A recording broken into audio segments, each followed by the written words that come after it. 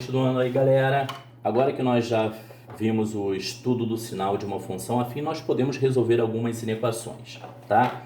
Então, eu vou falar dessa inequação aqui, olha.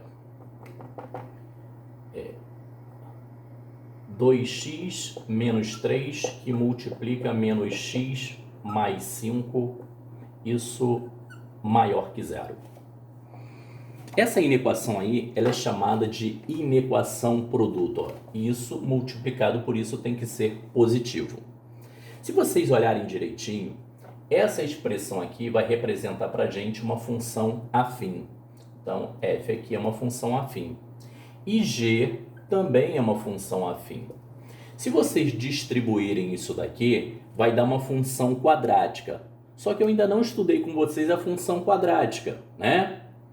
Então, nós vamos ter que trabalhar dessa forma mesmo. Então, como que eu vou resolver essa inequação produto? Então, é o seguinte, se o produto tem que ser positivo, lá da regrinha de sinais, o que a gente precisa perceber? Se o produto é positivo, elas precisam ter o mesmo sinal. Então, ambas devem ser positivas ou ambas devem ser negativas. Só que eu ainda não tenho acesso a esse gráfico. Então, o que eu vou fazer? Eu já sei estudar a variação de sinal de uma função. Então, eu vou fazer isso, olha. Só que para estudar o sinal da função, eu preciso do zero da função, do esboço do gráfico e do eixo x. Então, eu venho aqui, olha, zero de f. Tá? Então, eu vou fazer assim, ó, 2x menos 3 igual a zero. X vale 3 meios. Aí eu venho aqui, ponho o eixo x, né? E faço um esboço do gráfico. Aí eu tenho que olhar aqui, ó, função afim. O gráfico é uma reta não vertical. Taxa de variação positiva, inclinação é crescente. Então aqui está o gráfico da f. Cortando o eixo x em 3 meios. Observando aqui, olha, todo x menor que 3 meios, a função tem imagem negativa, e se for maior que 3 meios, imagem positiva. A mesma coisa eu vou fazer com a função g. Vou calcular aqui o zero da função g. Então, eu tenho menos x mais 5 igual a zero. Quanto vale o x aqui? O x vale 5. Vou colocar aqui o eixo x. Vou fazer um esboço do gráfico. Função afim, taxa de variação negativa. Então, inclinação decrescente. Vai cortar o eixo x em 5, que é o zero da função. Todo x menor que 5 tem imagem positiva, todo x maior que 5 tem imagem negativa. Agora que eu sei a variação de sinal dessas funções, o que nós vamos fazer? Nós vamos representar isso numa tabelinha chamada quadro de sinais. Quadro de sinais. Tá? Nesse quadro de sinais, nós vamos fazer o seguinte. Então, vamos lá. O quadro de sinais consiste no seguinte. Nós vamos colocar uma faixa com a variação de sinal da f. Vamos colocar uma faixa com variação de sinal da g e vamos colocar uma outra faixa que é a regra de sinais. Eu tenho que multiplicar f por g, tá ok? Aí eu coloco aqui os zeros dessas funções em ordem crescente, né? Isso aqui está representando para a gente o eixo x.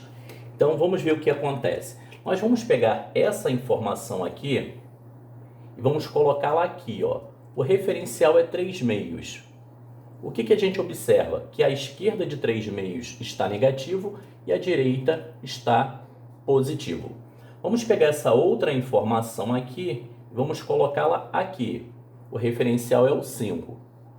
Observem que a esquerda do 5 é positivo e a direita é negativo. Agora nós vamos fazer a regrinha de sinais. Tem que ser f multiplicado por g. Sinais diferentes, menos sinais iguais, mais sinais diferentes, menos.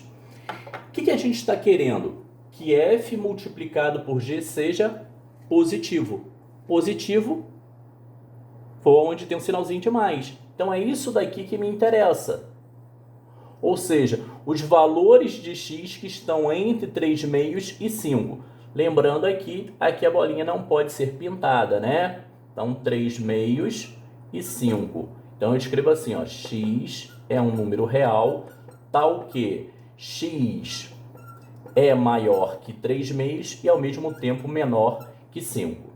Se eu usar a notação de intervalos, eu vou colocar aberto em 3 meios, aberto em 5. Sempre que for aberto, vocês têm a possibilidade de representar com parênteses, tá? Agora nós vamos ver a solução gráfica dessa questão. É muito interessante para ver a utilidade desse quadro de sinais. Gente, então só para entendermos o que aconteceu aqui nesse quadro de sinais, a gente não viu essa representação gráfica, mas a gente fez isso daqui. Vamos olhar aqui, ó. Eu coloquei o gráfico da função f, que é 2x menos 3, e o gráfico da função g, que é menos x mais 5. Então, f crescente e g decrescente. O meu domínio ficou dividido em 3 partes, né? Como está aqui. À esquerda de 3 meios, entre 3 meios e 5, e maior que 5. Vamos observar uma coisa. Nessa primeira parte, olha, você tem que a f é negativa e a g é positiva. Entre 3 meios e 5, ambas são positivas. E à direita de 5, você tem a g negativa, e se continuarmos, nós vamos ver que a f é positiva. Então, esse quadro de sinais, ele representa isso daqui. Então, como que a gente analisa graficamente? Nesse primeiro intervalo, eu tenho uma para cima e uma para baixo. Ou seja, essa daqui é positiva e essa é negativa. O produto é o quê? Negativo. Ambas são positivas, ou seja, ambas estão para cima. Então, o produto é positivo. Essa é negativa e essa é positiva. O produto é negativo. Como eu quero um produto positivo, eu vou considerar aqui, olha. O 3 meios e o 5 não me interessam, porque 3 meios e 5 anulam as funções. Se eu anular qualquer uma delas, o produto será zero. Ele não pediu igual a zero, ele pediu apenas maior que zero. Essa é uma representação interessante para a gente entender o que é esse quadro de sinais. Isso é muito útil quando a gente tem uma função polinomial de um grau maior que 2, por exemplo, uma função polinomial de grau 3. Então a gente fatora aquela expressão e consegue montar um quadro de sinais representados por funções afins ou funções quadráticas. Valeu, galera!